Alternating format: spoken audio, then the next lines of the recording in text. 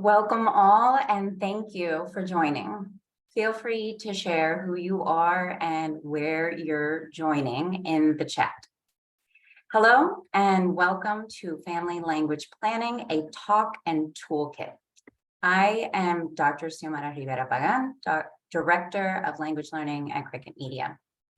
Cricket Media is pleased to share with you all an engaging dialogue focused on intentional language planning to support dialogues within and with families to support linguistic diversity. We'll begin with a question for the audience to share in the chat. How do you use and celebrate language in your home? Perhaps this is a question that you have considered deeply, and perhaps you are here today in search of ways to answer that question in a manner which resonates with you. The many languages and language varieties that can be present in our homes is only further enriched by the many different family models. Today, we will discuss how language conversations can be had within a family structure, vertically, parents and children, as well as horizontally, partners, spouses, siblings.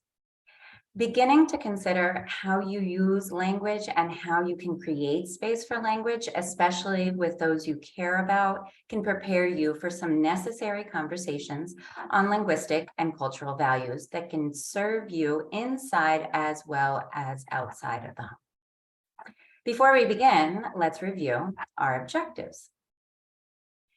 Outcomes: identify the importance of family language planning. Discuss different models of linguistic diversity within the home setting.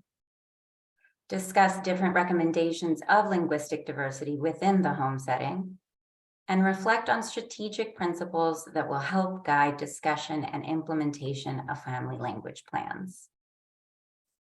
I am delighted to introduce our expert panel.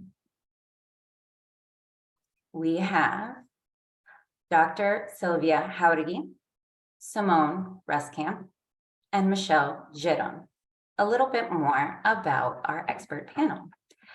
Dr. Sylvia Jauregui. Dr. Jauregui has worked in diverse education organizations, including a state educational agency and national advocacy group, and in public and charter school organizations. As an educator, she worked at highly diverse, multilingual Title I schools in California and Texas. In 2014, she was awarded a fellowship from the National Head Start Association in Washington, D.C. And in 2017, she was the recipient of the Center for Equity for English Learners, ED Fellowship, supporting research that focused on state and district level accountability for English learners. Sylvia received her Master's in Education and Educational Policy and Planning from the University of Texas at Austin, and her doctorate in Education and Educational Leadership for Social Justice from Loyola Marymount University. Her award-winning doctoral research focused on documenting the testimonios of Latina parent leaders in the, Latina parent leaders in the local control and accountability plan development process across 4 districts in Southern California. Dr. Jauregui is the Senior Manager for Public Policy at Subject, an online education platform focused on providing accredited high-quality education to secondary students. Next, Simone Reskamp. Simone Reskamp is currently pursuing her master's in social work at Howard University.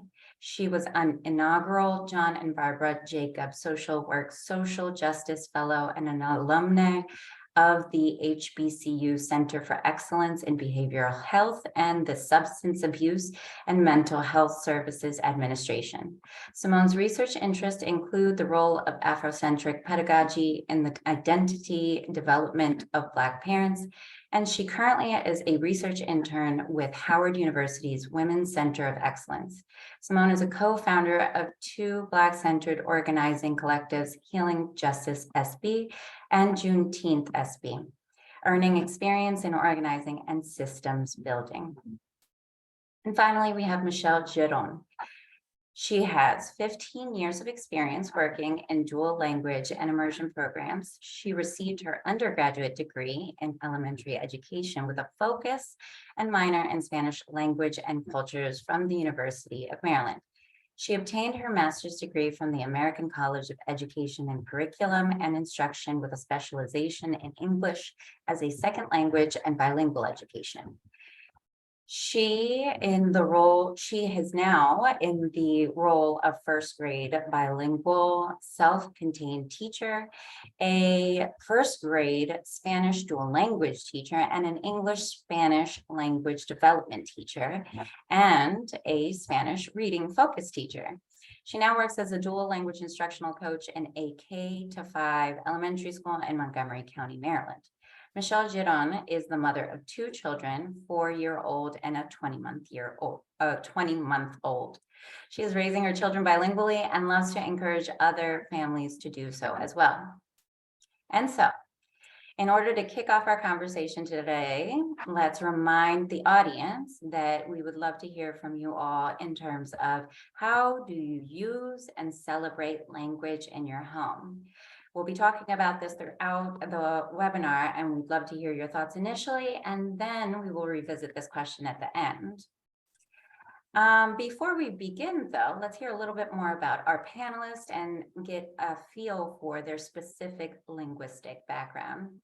So, what is your background with linguistic diversity within your home and or community? And we'll start with Michelle. Great, thank you. Hello, everyone. I am very happy to be here. So my background with linguistic diversity, my whole life's purpose really has to do with linguistic diversity and embracing bilingualism. My father is from Argentina, and when I was a young girl, and he said to me, "I spoke your first few years of life in Spanish. I spoke to you in Spanish."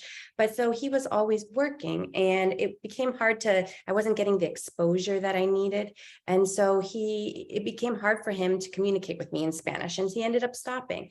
And it really affected me because I really identified as being Argentine, and I loved my culture and I loved the Spanish language. And so it affected me socially and emotionally.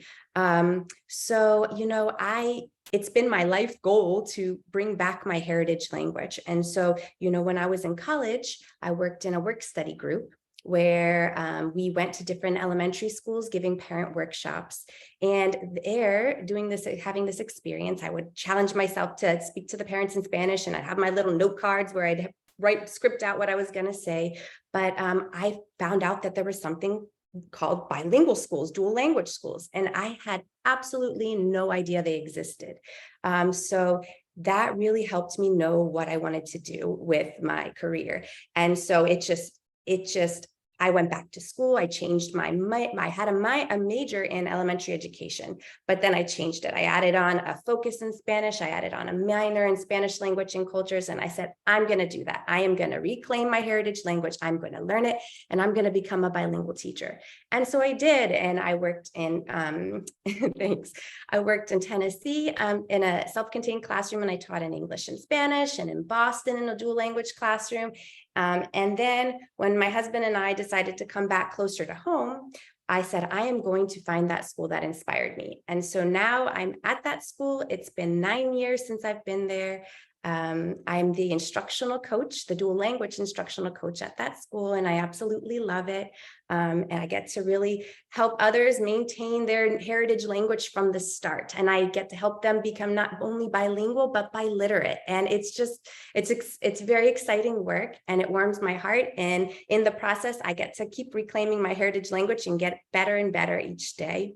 And now, like Xiomara mentioned, I am a mother. I have two children. I have a 21-month-old, and I have a 4-year-old, and I'm raising them bilingual. And it is the most amazing experience just to see how their language changes and evolves each day. And yeah, that's just a little bit of how linguistic diversity affects me and in my life and in my community. Thank you. Thank you, Michelle. My background's very similar to yours. I'm a child of immigrants. My first language was Spanish, but I have older sisters. So once I started school, I had learned more English and just, after I felt like going through some subtractive schooling methods, I started to lose my Spanish. And so being a teacher, I had always wanted to be a teacher. And then one of my first years teaching, I had students that, different refugees, and I just saw the disservice that was done to, what we were providing them. And then I started questioning myself more, what does it mean to be an English learner? So my research in my doctorate really focused on the things that I'm passionate about, policy, parent engagement, and English learners. So starting to learn more about what it means to be an English learner, because it's such an ambiguous group, right? There's so many different needs throughout. But in terms of language diversity, I'm also a mother, so I'm raising my son to be bilingual and to celebrate it, because I feel for a long time, I grew up a lot, in California many years, and for a long time it wasn't celebrated. Even though I was not told specifically you cannot speak Spanish, just the way the different systems, and I would see like my cousin I would see her track. So even though I was 5 years old, I could see this and I could see like, oh, wow, okay, so then I'm not supposed to speak Spanish, you internalize it. So now I'm very much an advocate for here in California and supporting just the different advocacy work and celebrating it, because I think it's just so beautiful. It helps with family, connections, but very much linguistic diversity is something that I'm very much a champion for. And also I feel like I'm a learner as well. I'm always working on my Spanish because I want to get back to my heritage roots as well. Hey y'all, well, I'm Simone. I'm going to pause real quick and just for accessibility provide a visual description. So I am a dark-skinned Black woman. I'm wearing a yellow sweater today. I'm real excited because I have on my heart glasses so I can see, but they also look cute. So I'm excited about that.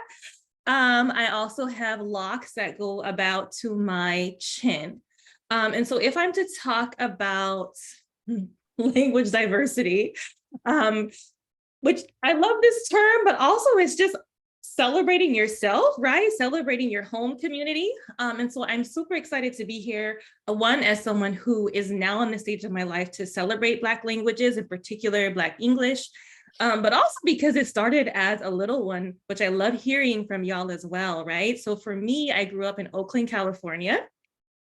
At the time I was in school, this radical thing was going on in Oakland, which I did not know was radical at the time. I just knew my Black mommy and the other Black parents was really involved in showing up to all these board meetings, because at the time I was in the public school system, right? It was also the emergence of the naming of Black English as Ebonics by Black social psychologists, and thinkers and scholars. And for those who don't know, it's like this blending of ebony and phonics. And it was Black people naming languages that we have created as displaced people in the Americas, right? And so at the time within Oakland, there was this conversation on whether or not Ebonics should be recognized as a language within the school system. And if they were to do that, what would happen? Like, would that mean that teachers all of a sudden have to incorporate Ebonics into the curriculum?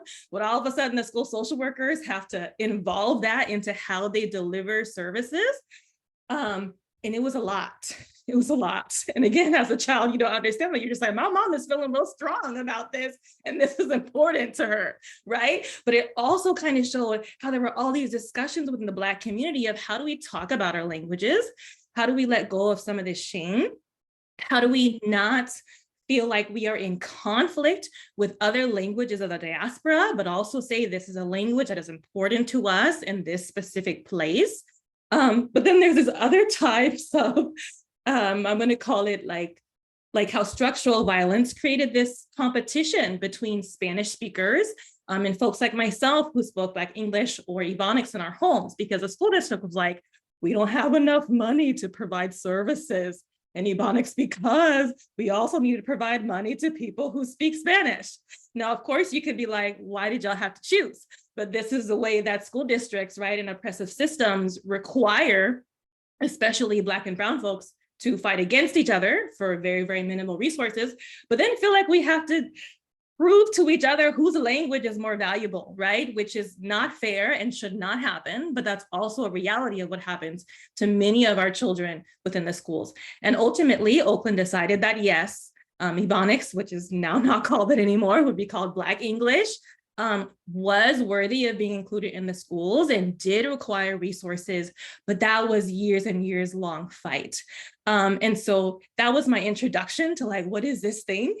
Which is just Black families being very, very vibrant and vocal about this. And then as an organizer, we were really intentional within Healing Justice Santa Barbara and within Juneteenth Santa Barbara to say in our mission, first and foremost, we are for the most marginalized of Black people. And that will always be darker skinned Black people, that will always be Black people who are LGBTQIA+, that will always be Black people who choose not to code switch, that will always be Black people who may speak different languages at home besides English. And we always have led with that very intentionally because historically, those have been some of the Black folks who've been marginalized within our own movements, right? And so in all of our work, whether it is speaking, whether it is creating children's programming, we did some work around celebrating and archiving the Black history along the Central Coast of California. We were like, we will write context statements for the city in Black English. That's how important it is to us to be able to share our stories in our languages in an affirming way. And also to say, well, I'm super proud to go to a historically Black college and university that also includes Black English in our classrooms. I think it's important to say, like, we don't have to have all these like advanced degrees to be like, our languages are important and they matter, right? So before I came to grad school, I was like, this is the language that I want to be involved in while I'm getting this degree to master's in social work. I can't forget that speaking Black English is what allows me as a person to name specifically what my needs are, for my community to name specifically what they have experienced, because the language, right, that was forced on us doesn't allow us to explain all of what we have lived and persisted through. So I'm super grateful to be here in community with each of you all and excited for these questions because already I'm like, it's all moms on here. I love that. I got a kid too. She's 4. I have another little one to come in February, but I named my daughter after Zora Neale Hurston. And especially for folks who were really into Black literature, you know that Zora Neale Hurston was real intentional about writing her novels, but also her interviews of Black people in Black English. She would not alter what they said or how they said it for the reader. It was important for her to write people in the way that they expressed themselves. And so it's with that intention that I'm here with y'all today.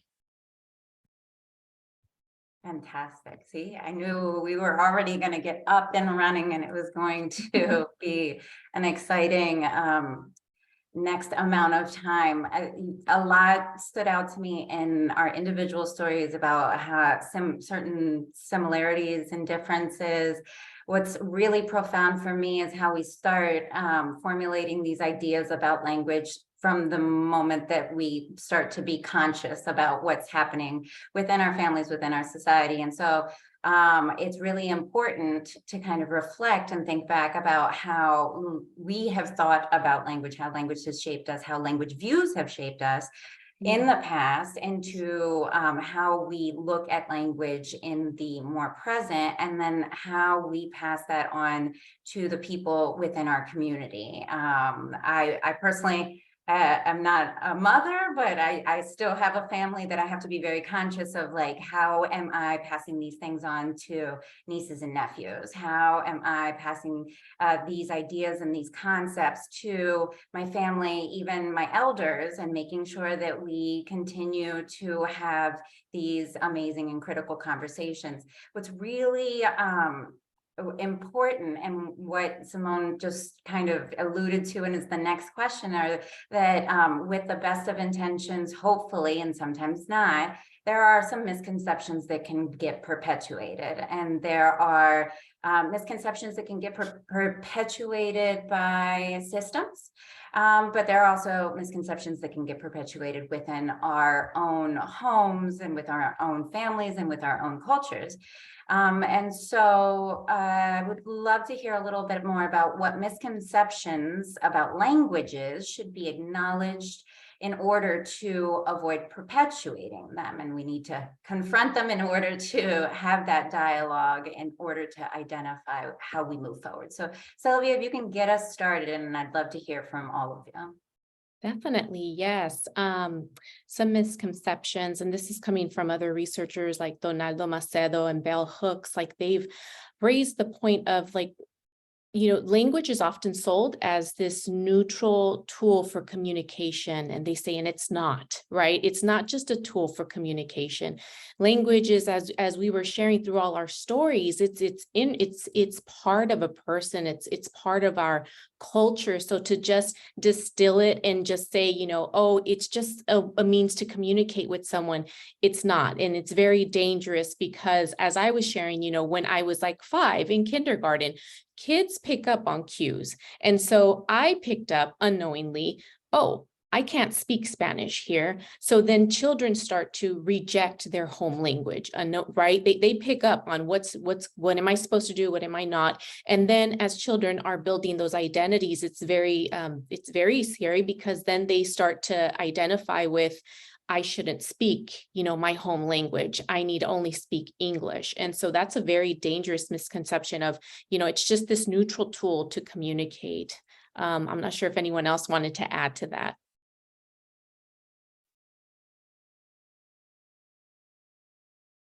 Yeah, I can really relate to that. It's not a neutral tool, and language is always changing and evolving, and it's super dynamic, right? And there's not just one right way to speak it, right? And and so in the context of family language planning, I really wanted to say that there isn't one right way to raise a bilingual child, right? And it really depends on your family dynamics. What does one parent speak Spanish, for example, another speak English? Like, what is it going to look like, and what is it supportive of you in your home? It is really important to have enough exposure, and it's also important to think that English, especially standard English, right, is that language of power, and it can take over, right? And so we do want to elevate the language that we're trying to bring to raise our families bilingually in, right, and in various ways. Another misconception is we don't want to, have to have a strict separation policy with languages in our home. Like, the kids are not going to get confused if a parent uses both. You can do that. You can. You might choose to speak to your kid only predominantly in Spanish, but when you're having a conversation as a family, speak in English, and that's okay if that's going to work for your family, right? So there's all these strict policies. Even in the schools, we used to have this really strict language. This is the English teacher, this is the Spanish teacher. But with all the research on translanguaging and understanding that children, they don't have two separate brains. They don't have an English brain and a Spanish brain. They have one linguistic repertoire, and in that they have language features, and they're using their language to communicate in dynamic and super creative ways. So kids aren't confused if they're mixing their languages. They're going to make mistakes. They're going to, especially if they're a simultaneous bilingual, learning two or more languages from birth. They are going to use one language to help them learn another. They're going to get creative, and they're going to use a linguistic approximations. My son, an example, he came home saying he learned the word chase at school, like they were, playing on the playground chasing each other. And he came home and he said, "Mama, ¿puedes chasearme?" So he took the English word chase and the ending of a verb in Spanish, and he created his own verb in Spanish using English and Spanish, chasear. Some people might look at that in a deficit way, right? Some people may think, oh, he's confused. He's not confused. He's using his knowledge of language to communicate and to learn, and that's creative, and that's amazing, right? And what we can do is we can say, oh my gosh, chesear, wow, that's pretty cool. También se puede decir perseguir. We can embrace and we can expand language, but we're not going to be the language police here, right? We want to embrace the language our kids and our students and our families have. Okay, we want to embrace and expand. So thanks. Yeah, I mean, to add on to what others have said, I try to remind myself, right, that there is no especially for Black folks, right? Because that is what I know and the experience that I'm most familiar with, right? That there is no wrong way for us to speak a language we were forced to learn, right? So what that means, stuff is going to be shortened, if it's going to be real fast, if somebody's going to make it up, if somebody's going to use the same word to describe like 4 different things, like we're going to let that go, right? Like it's celebrated. And there's joyfulness in that too. I think especially for Black American folks, right? We often were not included within conversations of language justice. And that is a much longer conversation about how anti-Blackness operates and how the creativity of Black folks is not often honored, even within progressive spaces, right?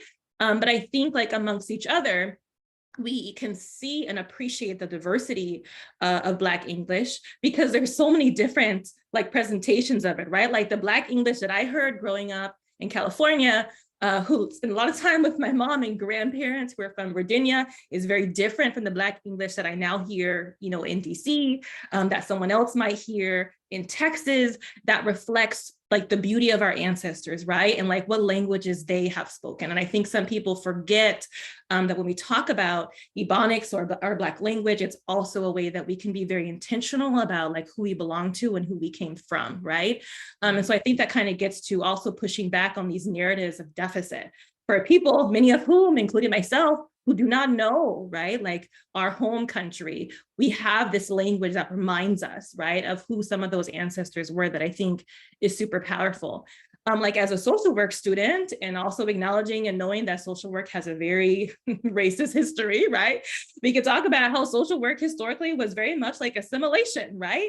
And if my goal as a school social worker or someone within this field is, you know, I need to make sure that the students that I'm supporting like have employment and that they are accepted into community, however that is defined, there was a long time when social work approached Black language as like, y'all need to let that go, right? Like we can't be using that because we're not going to get to the outcomes of you getting a job, right? And if you even look through social work journals, you see like editors of social work talking about like, well, what should we do? Especially again, as people around the country, not just in Oakland, but also even in like Rhode Island and Massachusetts, we're having conversations about is Ebonics or Black English an actual language?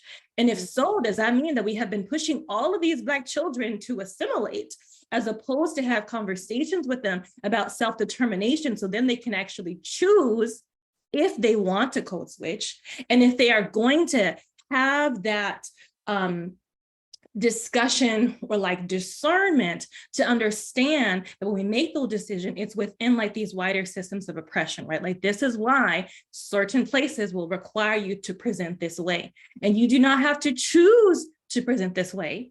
But we want to make sure that Black folks, Black families, and Black children are provided with that choice and not just saying this is your only option, not just saying y'all don't even have a language, it's a dialect, right? And so we're in this beautiful time now, again, from where I was a child to where that kind of died down, because then like there was a success and then people were like, no, please don't have this across the country. And then I think now we're in this stage now of like embracing this again, where there may be this shift. I think the other thing, I know something that was mentioned was how this term like confusion is often lodged in particular at folks of color when we're speaking home languages or blending or creating. And definitely the same thing as well happens with Black English, but I think that also comes to when we go to schools, when we go to libraries, how often are we going to story time? And I'll get to this later. And there's never books that are written in Black English that I can read to my Black child, right? So now it's almost like teaching my child that storytelling only happens in specific languages. And it's not the one that I would prefer to teach my child in or tell stories about Black folks.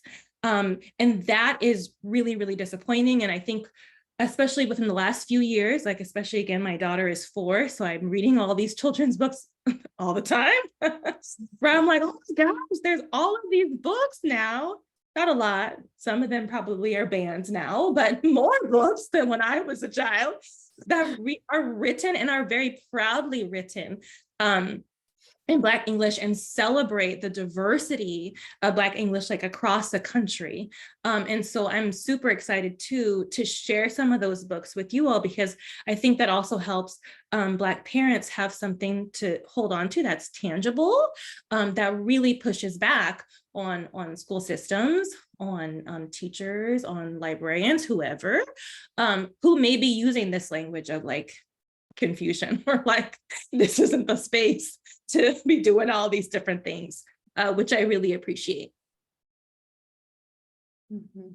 That's fantastic. And we all, I think that you guys' direct examples, explicit examples about the misconceptions that either you find most profound or most relevant for this particular conversation, has everything to do with the way that we meet the moment, and we either get to, like Simone was saying, kind of elevate the conversation by talking about what is happening and hopefully have new conversations. And so knowing that, and Simone mentioned something at the very beginning about how language is essentially identity.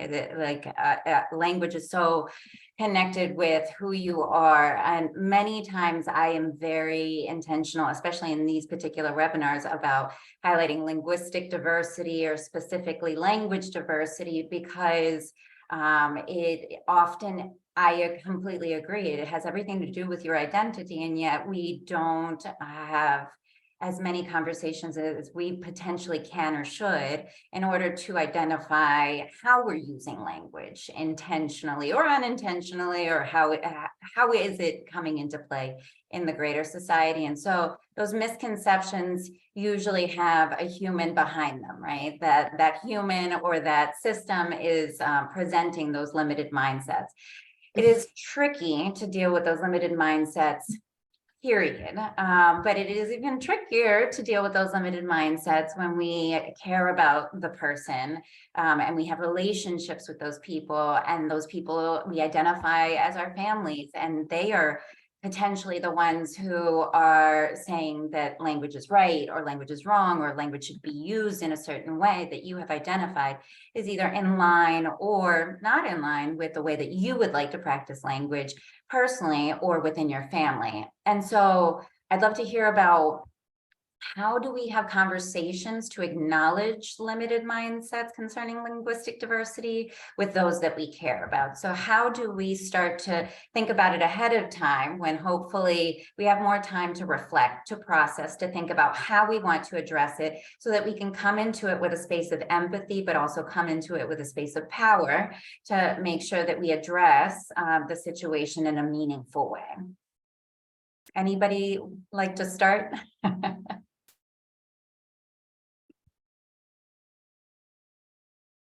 I think, it's sometimes you do have to have those tough conversations. One of the things is also, and Michelle, you mentioned it earlier, is just like the idea also that you need to speak a language perfectly, right? But I think even just modeling what it looks like to even be learning a language, or even to, say, oh, I don't know that much. I need to read up on that, and setting that example, right, for others. And also I think the celebration of the home language as well. Those are just some ideas that come to mind. But yeah, I think sometimes you do kind of have to have those tough conversations. I mean, I think in Latino culture for many years, though, even in US like school systems, you could not speak, your home language. You were punished, like physically in some schools, you were punished. And so I think there's like a generation that grew up saying, no, you can't. And but unfortunately, there's also, I feel like others that they just frown upon that. When I was doing my research with the Latina parent leaders, one of them, she mentioned how another parent told her they overheard her child speaking Spanish, and they said, oh, why are they speaking Spanish? Like, I want my kids to know only English. And she said she got really like, oh, wow. And so she became an advocate in her district and with other parents, because she said, I don't want this. And she understood that it's okay to speak 2 languages, it's fine. And you should celebrate your home language. So I think having those, and she would talk about, having those tough conversations with other parents who felt like there shouldn't be a bilingual program at the school district because, that wasn't the way to go. Their kids weren't going to be successful. So I think even understanding like a lot of the research behind it as well, it's shown that, it's the bilingual brain or just even the linguistically diverse brain, like, children are able to make deeper connections. I think, Michelle, you gave a great example of your son, like the understanding like the language structure, it's all connected. So yes, I'm not sure if anyone else wants to add to that. For sure. This is a tough question for me because I have a whole bunch of different stories I could share related to, those that I love that don't understand why I'm raising my children bilingually. And it's been hard. It's really been hard, especially, and, it's happened with both sides of my family, my Spanish speaking side of the family. It's happened with my English speaking side of the family. And like you said, you have to have those conversations, those courageous conversations, even if you're shaking, even if you can't get the words out. And I have froze before, okay, and not had the right words, right? And that's okay too. And you can reflect on it and think about next time, what are you going to say? And so I kind of wanted to just sort of share a story of what happened to me when I was visiting a family member that I really deeply care about and love my whole life. And I was shell-shocked when she started asking me some of these questions and making these comments, and it was really hard for me to know what to say. So I was at my family member's house for vacation, and I have my son there and my husband there, and we speak to our son predominantly in Spanish. We address him in Spanish. We talk to each other in English. We talk to our family around us in English. I was with my English speaking family. My family member said, "So when are you going to teach your son English?" And, that question doesn't usually, baffle me too much. And I said, you know what? From birth, he's been hearing both. He hears my husband and I speaking English all the time, but we're focusing on Spanish right now. We're elevating the Spanish because we want so much for him to maintain his heritage language. We want him to be able to communicate with his grandparents and his family in Colombia. My husband's from Colombia. We don't want him to lose his identity. We don't want our heritage language to die with this generation. And so, I explained that to her, and I thought everything was going to be fine. We were going to continue on with our day. But the comments kept coming. So then it's just like, well, he doesn't understand me. Like, why he doesn't understand me, and I can't communicate with him. And I said, listen, my son he's 18 months right now. He is learning language. He can learn English. Please speak to him in English. I'll speak to him in Spanish. You can speak to him in English. He absolutely can learn English.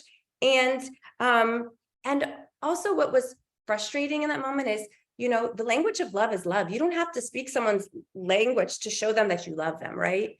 And in the context of children, the language of play is play. If you're playing with my kid, he's going to feel that connection to you. So, she was feeling that she couldn't connect with him, and she was looking at language as a barrier. And that was, she needs to do some inner reflection on that, because she could have connected with him. And the comments kept coming, and tears were shed, and I had to, stand my ground. And I don't consider myself a confrontational person, but I will not let anyone dictate how I use language with my family. And so I had to be true to myself, and I had to be real. And I tried to stay calm and explain my why and tell her how much it affected me as a child, that I would cry as a child because I couldn't speak my heritage language the way that my family did. And I felt that part of me was missing, and I don't want that for my son. I want better for him. But still, comments were coming like, well, you're in my house right now. And I was trying as hard as I could. And honestly, in that moment when we were kind of going back and forth, I don't remember what I said. It's like I have amnesia to it, but I knew that I had that courageous conversation, and I stood my ground. And I think she was feeling like left out or something, or that she couldn't understand. But we're always including her. If my son said something funny, I'm going to say, oh, did you know what he just said to me?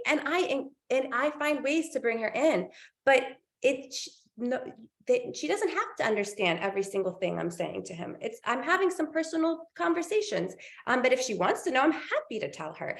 I mean, he was 18 months. I'm telling him, pick up your Cheerios from the floor. Do you want your milk? Like, it was nothing profound, but it's really, really hard. And there's not an easy answer, and there's not one right way to deal with it. And I mean, I'm still struggling with that. And it still creates an uneasy feeling within me. But, reflect on that question yourself, write some notes down for yourself, because as a parent, it's going to happen, and people are going to question your decisions. And so, be ready for it, and,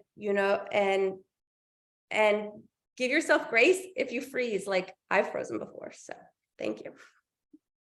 Yeah, I would say, to add on to what folks have said. So yes, like being courageous, like knowing like our values, valuing our identity, right? But I think I would add, in organizing, we know that organizing is relationships. And if I'm speaking again specifically for Black folks, because there's like there's racial dynamics to this, and I'm gonna be real honest, as organizers, we have a different approach to how we talk to Black folks who might be like, no, we're not gonna talk like that in this space, or we need to do respectability politics that we might have to folks with more access to power and privilege, right? So I think with other Black folks, we know that we're not going to throw other Black folks away, right? We're going to create community, create relationship, and then have discussions. Now, if I'm going to use the academic term, we can say like we was having consciousness raising discussions, but like other people say we having kinfolk talk, right? Like this is how we communicate to each other. This is what it means. And if we were using standard English, we wouldn't be able to get to all of these textures of our experience, right?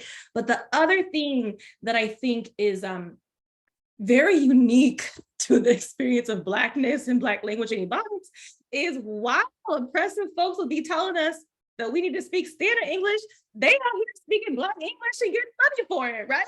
And so we as Black folks can be like, what is the model of McDonald's? Their motto is, I'm loving it. No, is that standard English? No, it's not.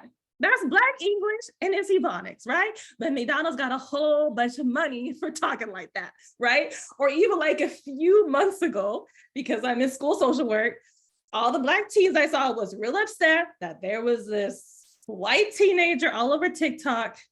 You all might know her, where she was like, period up, period up. Like she was trying to repeat all of this Black English and butchering it and not even saying it in a way that made sense.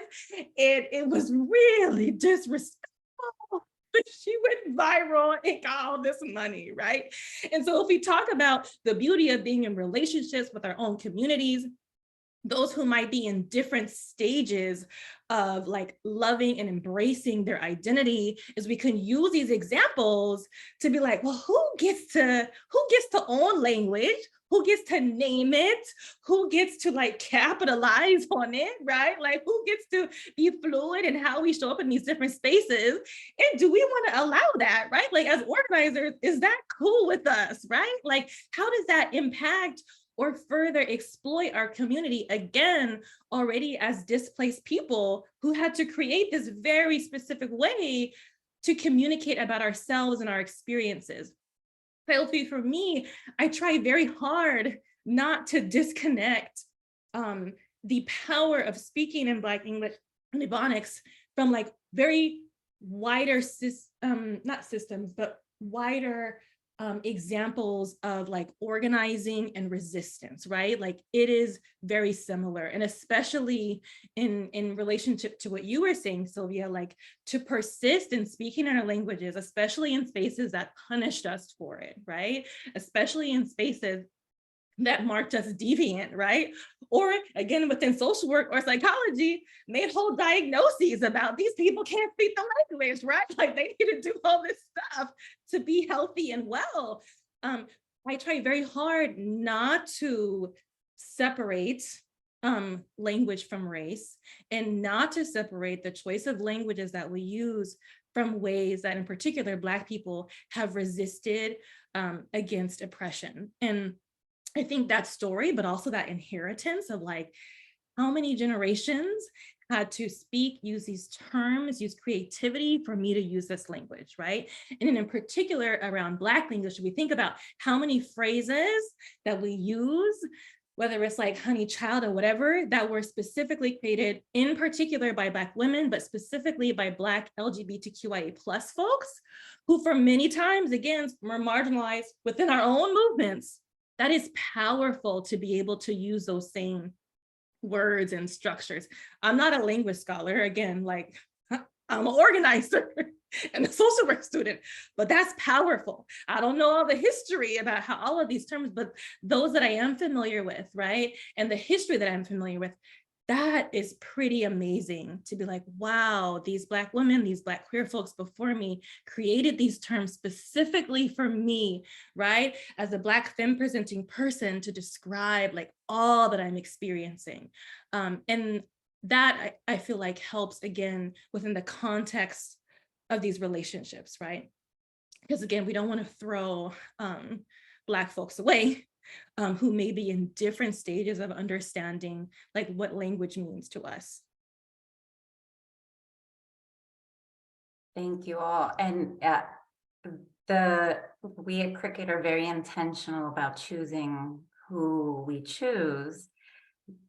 Some people are coming with that very explicit language background, but it's also to show the diversity of this panel shows how language is used within all of these different spaces. And so it is important to have language experts, and it is important to have organizers, and it is important to have educators and leaders, and it is important to have all of those different voices so that we are not thinking that these language conversations should be limited to certain spaces that focus specifically on linguistics.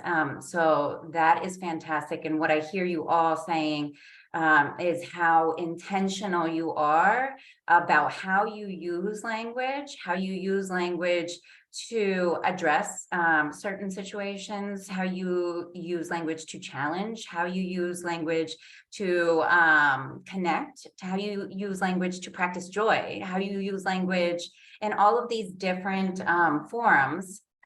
But the most important thing that I hear resonating from all of these conversations is that there is an intentionality because you have taken time to reflect in your own ways in order to identify how you will use language in order to elevate what it is that are your values. And so that is very important because language cannot be ignored as this background.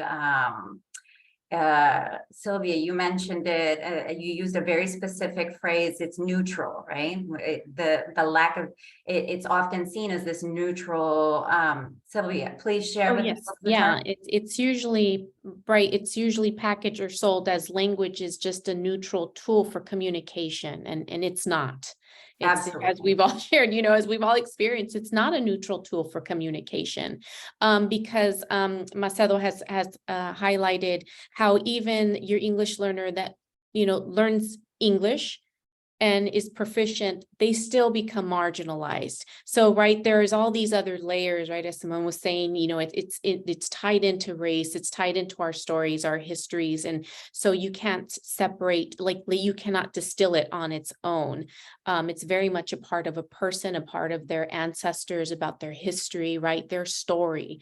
And so, yes, I think, and even just us talking about each of the situations just shows the power struggle that happens when we speak, another language, besides what the dominant here is in the US, and besides English, it's very much sometimes it's like, oh, you turn and look and what's happening here. But I think, having people that celebrate it, model it, even like if you are in the classroom, showing how you're trying to learn a new language, and that way kids can kind of perk up and say, oh, wow, okay, even my teacher's learning something new. That's pretty cool. So we can also set the example in that way, or us in our professional, areas, or when we are with our own children, maybe even getting a book in another language or something. So yes. No, that's fantastic. And even the way that we talk about language has all sorts of power dynamics, even acknowledging certain ways of speaking as dominant or standard, or those ways in the linguistic community. There's a lot of conversations about how are we addressing language, and how are we, challenging, or how are we thinking critically about it. And so I do want to make sure that we have time to put into practice and pose to the team and the panelists specific strategies that they would recommend. But before I get to that, I did want to make sure we're coming towards the end of this session. And if anybody has questions, I see a couple of people have posted in the Q&A. And so please feel free either to share. It seems like we have a friend, Elda Cordon, and she shared about her personal story and how this is connecting to her. That's fantastic. That's exactly what this is. And this is being recorded. And so hopefully you find this not only meaningful, but somebody that you can share this with. So please post any questions that you might have so that we can address them before we get to the end. And before we kind of close out, I'd love to ask, what are strategies or resources that you would recommend planning for conversations focused on linguistic diversity, either individually or collectively? And I'd love to start with Simone. Yes, so I was super excited for this question. And also excited too, because my organizing sister is one of the attendees, Letitia, who helped create this TV series that we started called Chocolate Baby Storytime. But I was mentioning, right, like as a Black parent, really hearing from professionals, right? Or when I went to library story time, I was never hearing stories about Black children. I was never hearing songs about Black children. And if I did, there were books and songs that were not written by Black people about Black children, right? Or they really minimized the diversity of Blackness. And so in response to that, we started with the first in-person Chocolate Baby Storytime. My Babu, which means grandfather, actually came to do it in person. And we got to sing one of the songs that I heard as a little girl, just like Brown Girl in the Ring. It's a Black Caribbean song, but it celebrates dark chocolate skin and children being joyful and being the same color as different plants. And it was beautiful, right? And then I finally met the only, or one of the few Black staff at the library after that, Letitia, who's on here, and she was able to take Chocolate Baby Storytime from this in-person event where we invited all different types of families to celebrate Black children. And she was able to leverage her background as an event planner and in film to create a TV show that now was shared on our local television station, TV Santa Barbara, that has all different types of Black people, Black families, Black children reading books, mostly written by Black people, some of them in Black English to Black children all across the country. And so I'll make sure to drop that link below, but it's called Chocolate Baby Storytime. And there's a few books that I just want to shout out real quick that are specifically written in Black English. So one of those is Kai and the Electric Slide. I love that one. Not only is it in Black English, but it also talks about collective communities, because Kai is I need to have a dance that is my dance before this wedding. And so all of these elders in his family are trying to give him tips on how you cultivate your dance so you can come out at the wedding and do your moves, right? But it's this beautiful story about how all of these people and collectives communities celebrate this child, and they do it while speaking in Black English and celebrating movement. And that's a really beautiful example. There's also other work that Black social workers are doing. One that I like to use is this, there's this emotional card deck. It's called Fam, Are You All Right?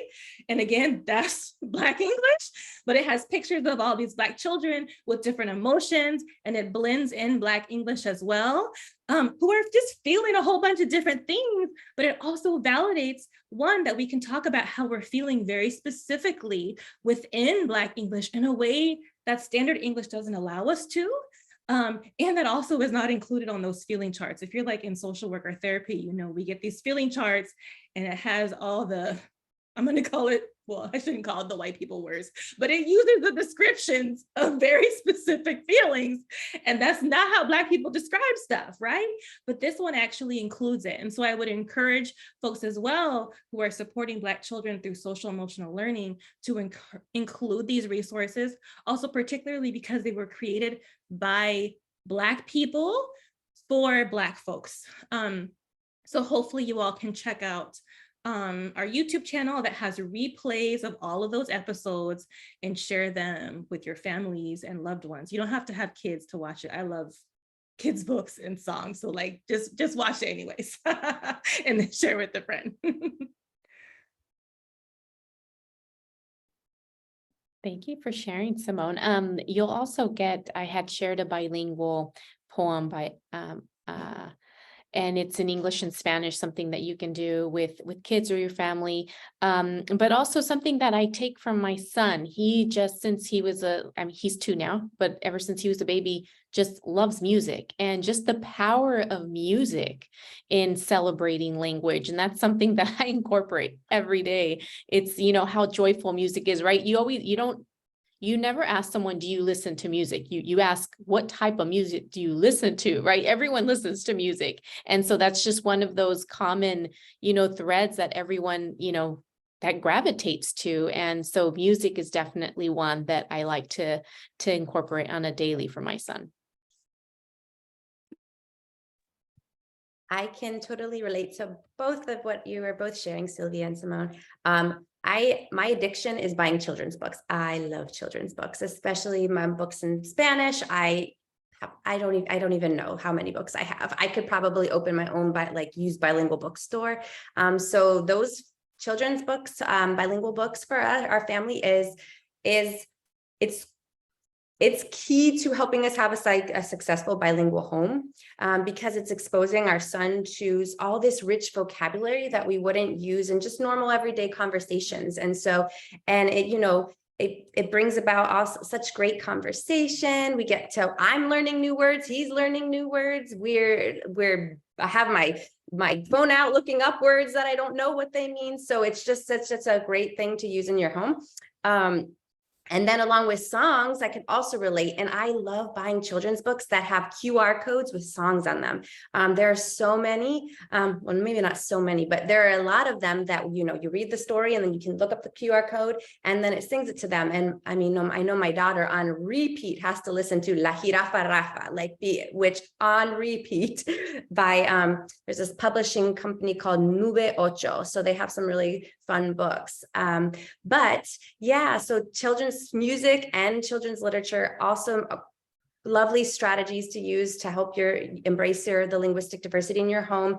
Bilingual story time, finding your bilingual community, finding your dual language programs, after school programs, summer camps, all that stuff. It helps in your mission to raising your bilingual child, but also just finding other than your home purpose for using the language with others, right? Other kids to play with, seeing that it goes beyond just your family and that it's much more powerful than that. Let's see, what other sorts of strategies? Not sure, but it might come back to me in a minute. And I think great. another one, sorry, another uniting thing is food, right? Food, it's so, especially, I think it just allows us a chance to bring back some of, mom's, one of your mom's favorite recipes or grandma's favorite recipes. That's such a unique time for you to build that bond, and even not just with your child, but maybe even other family members, other traditions that you can have, and just making a traditional plate, but also incorporating, right, how rich language comes into that as well. Thank you. And we are actually going to share all of the resources. So if you were writing them down, hopefully you got a good place to start. But with everybody who participated today and anybody who is essentially registered for this webinar, we're going to follow up with a list of these resources. And so we'll tell you more about all of the resources that were mentioned here so that you can continue these conversations in your particular spaces. We also want to share that Cricket Media has language learning resources for all ages, and so you can explore that on our page. And finally, I want to give a big thank you to our expert panel. Thank you, Michelle. Thank you, Sylvia. Thank you, Simone. Language is such a personal thing, and for you all to not only bring your personal experiences and your vulnerability, but also your expertise, and bring all of that to this particular space to share it with this audience. We are very grateful that you were able to take time out of your day for it. Thank you to the audience for sharing with us, and we hope to continue having these types of conversations and support you all. And there's thank you from Tracy as well to the panel for the expertise, energy, and experiences. Your stories are inspiring and informative, thought-provoking. I walk away with an awakening awareness. Thank you. A round of applause to you all. We agree. Thank you guys so much. And thank you to the audience. And thank you. If you watch this asynchronously, you still can receive those resources. So stay in touch with Cricket Media. Everyone have a wonderful night and be safe.